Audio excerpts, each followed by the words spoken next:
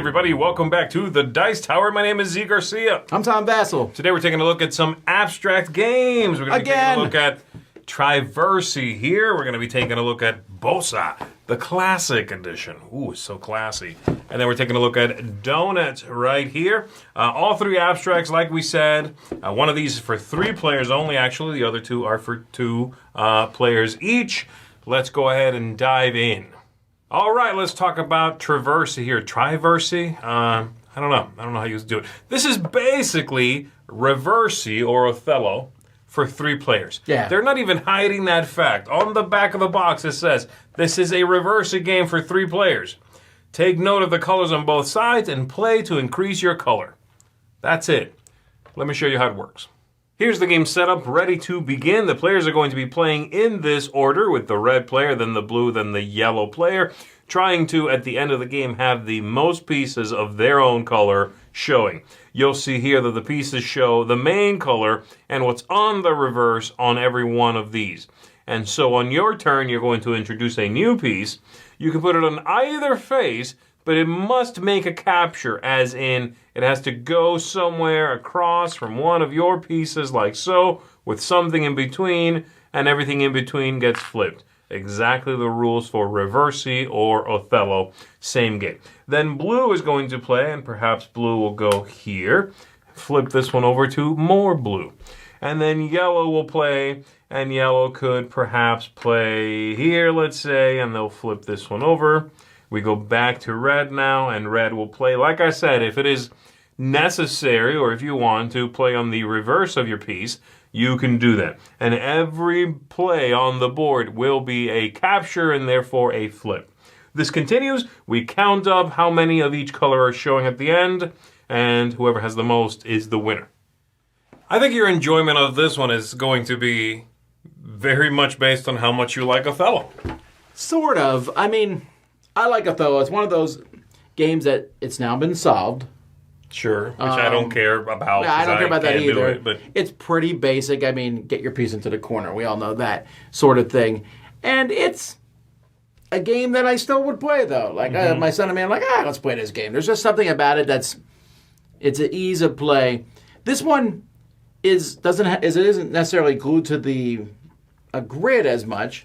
Right. But it's just super chaotic. I mean, it is very chaotic. I do like one rule in it, and that is whenever you place a piece, every time you place a piece, you must create a flip.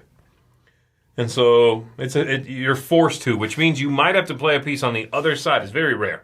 But you might have to play a piece on the other side from your color, so something flips. Something must flip when you play. Sure. That's an interesting enough idea, but it's chaotic and kind of basic and sort of feels like, oh, look at that, you did better than I did.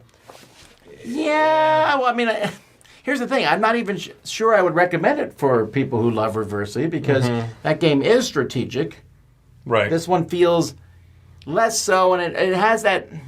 3-player abstracts are hard to do. Sure. But it has that idea of, we need to stop Z. Okay, now we need to stop Camilla. Now we need to stop this person. Yes. And it just... But it's only 20 minutes. So it's inoffensive. And it's also in this size. The pieces are cool. They're cardboard. Not particularly good quality. But it's a very small box. 20 minutes. Exactly 3 players, which is interesting. For me, this is not one I'm saying, ooh, you got to go and get this. But if you like abstracts, if you like Othello, and you want something a little weird, a little different, this might not be a bad one. I'm giving this one a 6. Oh, me too. Same reason, really, because... It's fine. Yeah. And I don't dislike it. If someone's like, we're playing Traversy, but like, all right. But also I would go into it not caring if I won, and I mean, I would try to win, I guess, but I mean, I don't know. It's what I expected it to be. It was no more, no less. Yes. Yeah. There you go. That's what it is. You should know by now, having seen the overview on what we said, if this is the one for you. Pretty simple, pretty straightforward. Triversi. Let's talk about a classy abstract game here, Bossa. I really feel like I need a pipe top hat and a dressing gown. Yes, to you be need like, something. We're about to play ball. And this is like, I think there's like 3 or 4 versions of this in levels of class. That's right, yeah. And I don't know where this one falls. It's not the classiest because it has some crazy, like, classy-looking ones. But still, even this one that's a little more accessible is very classy. This feels papery. The whole thing has a handmade feel. It's an interesting box and presentation. That falls right out. You got these in here. Ooh, is the game any good? Let's take a look at how it works. With some setup out of the way, the players are now ready to begin. We've got a player playing the dark pips and a player playing these light white pips, and they're going to attempt to win by running out of tiles or creating 6 columns in front of them, not including the one that the die makes up. And or you can also win by forcing your opponent to not have a legal play. Or if the stack of tiles runs out, then whoever has the fewest, they'll be the winner in the game. On your turn, you are going to draw a tile and then take a turn. That turn is either playing tiles from here, either to your side or your opponent's side, or using one of these special abilities. These are going to let you switch a tile with the opponent, or they let you discard a tile and draw a new one, or they're going to let you play again on top of tiles that have already been played.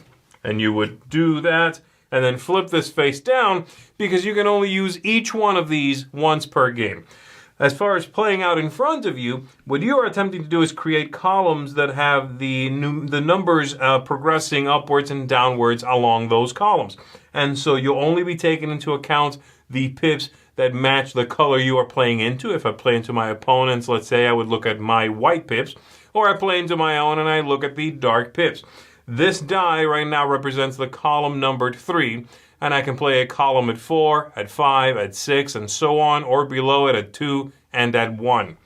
The number of tiles that make up that column is also very important. So I could play this tile and this tile, and that is a column at 4. And that is a perfectly legal placement because next to the die, I can put a single tile or 2 tiles, as you see there. To play next to this group, the tile amount, not the number of pips, but the number of tiles must go up by 1 or down by 1.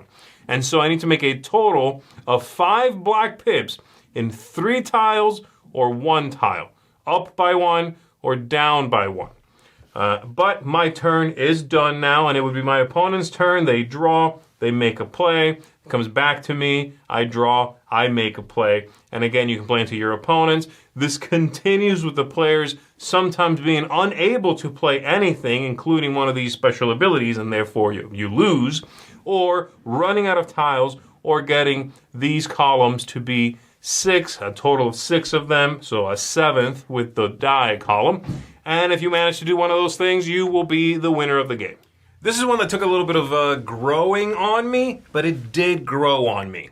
And I think it's when I turned off my judging a game from a gamer point of view, when I was able to flip that switch and just be like, well, let me just look at this as though I went to Target and bought this, or I went to like a mass market store and bought this. Let me, just see what that's like.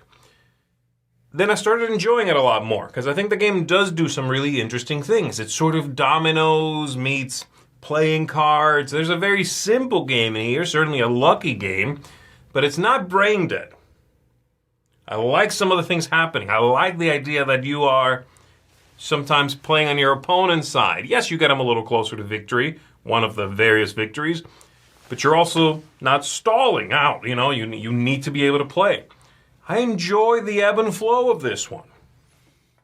I can't turn off my gaming brain, I guess. You did not like it. Again, it's kind of hard. Here's the thing about this one. To me, this feels like it is 75% of a game. Okay. Like, we're about to start the game, it's over. Oh, okay. It just feels confined. I feel like I'm confined in a box, because there's multiple ways and things to do stuff, but there's only so many tiles. Maybe if I had every tile memorized, I guess... You know what they are. I know what they all are. Yeah, you can kind of do that. And I don't know. I honestly feel like that might go too mathy for a game that's supposed to be that mathy. That might be too much, especially while you're learning a game. That might be too much. But the things that I appreciate, say, in small micro games or small Japanese games, like where you take a game and, again, you sort of look at the pieces and the moving parts and you go, man, this is like barely a full game. It's like 75% of a game. Those things and the charm that sometimes those games have, they worked for me in this one. I found it charming. I did find it classy. And while it's certainly not a strategic masterpiece, there's some fun tactics back and forth here. Yes, it's lucky. You literally top deck a tile every turn.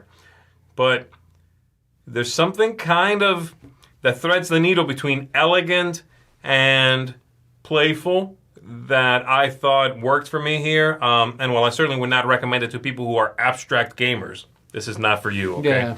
Yeah. I personally enjoyed it. I'm giving it a 7. I'm giving it a 5, actually. Yeah? It's too weird for me. I don't know. I mean, like I said, when we're done, I feel like, it was almost a game. That's just how... I'm not saying it's not a game, because it is. Sure. More pieces, I don't know what it's missing for me. It's classy. I like how it feels and looks, but and that's a big part for me, how if this game feels and how this game looks is working for me. Fits in my suit coat pocket. Oh, I put it under my top hat like this. At a dinner date. There you go. That is Bossa Classic. Donuts are delicious. I love donuts. You got vanilla donuts? You got chocolate donuts? Those donuts holes are too big, by the way. They really are. These, I'm getting robbed of the when I buy a dozen donuts and they look like this. Where are the donut holes? I'm amused, though. There are so many donut games now. Yeah. But they're like, donut shop, donuts for donuts. And this one's like, nah. Donuts. It's also nothing else. Fully abstract, and it could have been anything. Let me show you how this works. We're going to be right back.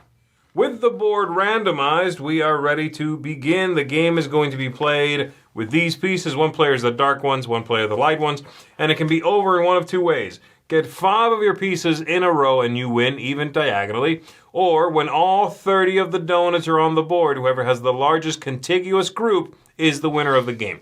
We have our starting player, and they are going to place one piece on the board anywhere they want to. Based on where that piece goes, it denotes where your opponent may place. If I place here, this piece below it is split into these two. There's this line running this way, and so my opponent must play anywhere along that line. And after they do so, then I have to follow the rule where they played and play along that line. So perhaps I'll play there. Now they must play in this line, and so on. So let's say they play there. They play to this spot here, and let's say in this example, this spot was already taken. As they play there, you'll see there is no legal placement for me to play. In that case, I can play anywhere on the board. Now, the final thing to notice here, and the main twist in the game, is the idea of insertion. When you insert a piece between other pieces of your opponent's color, you are going to flip them. And so if I give my opponent, by playing, let's say, here, the opportunity to play in this column, and they play there, they're going to fill in every space in between 2 of my pieces with their color, and they therefore flip these 2. Notice I say every piece, because this would also be true if it comes out like this, where these 2 are white. This is already the situation, and the chocolate player plays there. They have now filled every space between 2 of their opponents with their own color, causing the flipping of the 2 outside pieces. That is all of the rules. You continue going until one of the 2 endgame conditions is triggered, and you've got yourself a winner. This is a game I'd heard a lot about because it's from my favorite designer, Bruno Catala, and he had said somewhere online that this was his favorite game of his. And that's like, you think to yourself, well, I bet it's the last one that came out. But no, he's come out with more games. And he still says this is his favorite game of his. Spoiler, I don't think it's his best game. Sure. And I don't think it's his best game either. I guess he likes this kind of stuff. I do, however, think it's a very good game, really good game. And it is one that reminds me of a previous game of his. He iterates, a lot of designers do. He has another game where you would have this central idea where you placed a piece to note where your opponent had to place, this row or this column or what have you. There was another game of his that had that same idea. It was a little more complex. It had some sort of pattern building wrapped around that. But that part, the where you must play, where I denoted you can play, was brilliant in that game, and I think it's still brilliant in this one. I love that mechanism. Well, one of my favorite abstracts is the name just slipped my mind, where you slide your piece all the way across based on the color that your opponent the castles has the weird those castles. Camisado, I think it's Camisado. Yes, yeah. Camisado. I really like that. That concept is fun because what it lets you do is when you see these famous chess people and they're like, I can think 4 moves ahead. I'm like, oh, I can think if I move here, you can go there, and then I'm usually done. Right. But in this one, I like that you feel like you're like, if I go here, then I'm forcing him to go here, which then lets me go here. You can see like a few moves ahead, and you feel like, woo! I agree. It's pretty logical. Yeah. But it feels that. But it's also a game that one slip up and you've lost. It definitely, you make a mistake and the other person's like, cool, that's that. And so this is a game, Donuts is an abstract game that you can lose as much as you can win. If that makes sense. Like through your own fault, you mean? Yes, I mean, I can definitely trap you and force you to lose, but I can also lose because I'm being bad. Notice in both ways you're losing. I noticed. I will say I agree with you that the game allows you to feel clever, but I also think it is a game that is small enough and sort of not punishing, I guess, not oppressive, not so oppressive that when you're the one who's clever, I feel bad. I'm like, oh, good on you. I agree, but that's because it's so quick. It's so quick. I mean, 10 to 15 minutes is what the box says. I've actually had to go a little bit longer.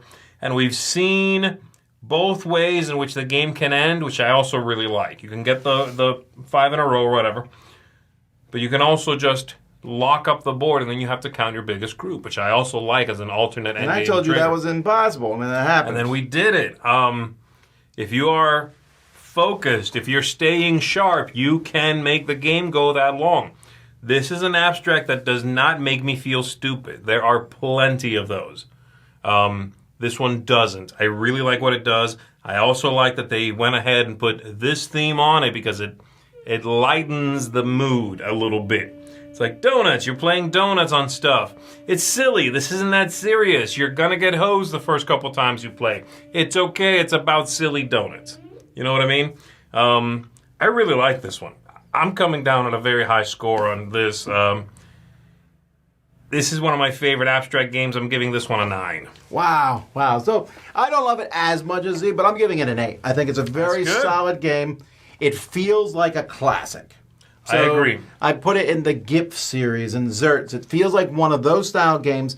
And what keeps it from becoming some sort of, this is the move you make. The board's always different. Yeah. Which helps a lot. Yeah. And yes, some boards are going to let a game be 3 moves and it's over. Or maybe not that few, but you know what I mean? Like really quick, because that's just the way the board worked out. But I can play this one and I don't feel like I'm going to get bogged down too much. Right. But also, you can play 3 matches in a row and you also don't feel bad about that. Yeah. I like that. I play a game of chess against someone, I'm done. That's it. You play one. I play once. Yeah. I know some people can play multiple rounds, but one, I'm like, wow, that was a game. In Donuts, I think it would be rare for me to play it once. Agree. Let's try it again. So, yeah, I enjoyed this one a lot. Absolutely. Well said. There you go, folks. That is Donuts, and that is Seal of Excellence from me. Well, Donuts is the best. That's right. Donuts is the best for both of us. I really liked here Bossa, the classic. I did enjoy that. That was very charming. And then Traversy is Traversy. This is one I would certainly... That's the easiest review of Traversy. It's Traversy. It really is. This one's all right, but that's 3 more abstracts for you, folks. If you are an abstract gamer, you are in a world of riches here. There's always more coming out. I'm glad that there are more coming out. Let us know in the comments below if you've played any of these 3. Which ones did you like, and what modern abstract are you rocking on right now? Maybe we haven't looked at it yet, and maybe we'll do another 3 abstracts in the future. That's going to do it for us, everybody. My name is Zee Garcia. I'm Tom Vasel. See you on in the next one. Eat your donuts. Oh.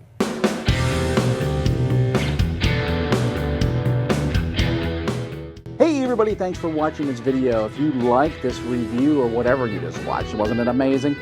Check out our channel, Dice Tower.